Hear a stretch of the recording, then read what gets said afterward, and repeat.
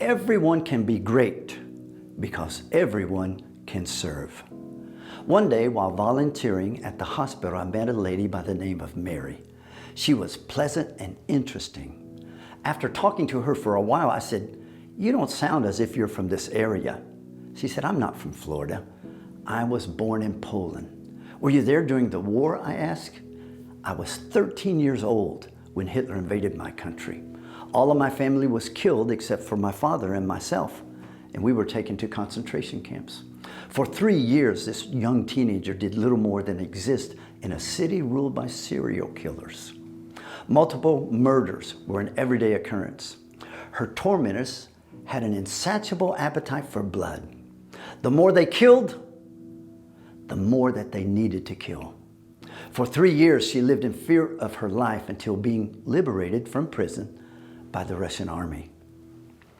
She had been starved and was in such bad shape that few thought she would make it. But miraculously, she lived and walked out of that hospital in Palestine after 18 months of treatment. In spite of what she had been through, Mary possessed a tremendous will to live and an intense craving to do something of significance. She overcame the physical trauma of her imprisonment, but she needed a purpose to help her overcome the mental agony that haunted her daily. So Mary joined the British Army, where she was trained to be a nurse.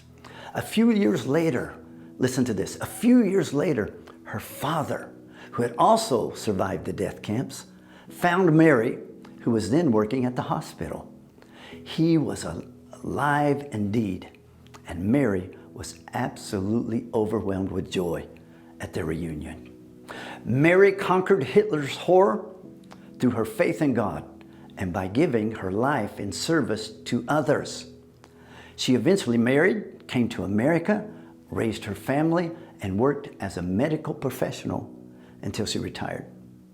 She personified the words of Albert Schweitzer, who proclaimed, "I don't know what your destiny will be, but the only thing I know, the only ones among you who will really be happy are those who will have sought and found how to serve."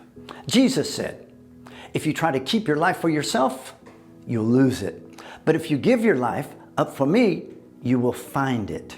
Mary lost her life in a concentration camp and found it again while serving others in need. By serving others, she found the purpose of her existence. We are happy and grow only when we are pouring ourselves into empty vessels. Everyone can be great because everyone can serve. You only need a heart full of grace and a soul generated by love.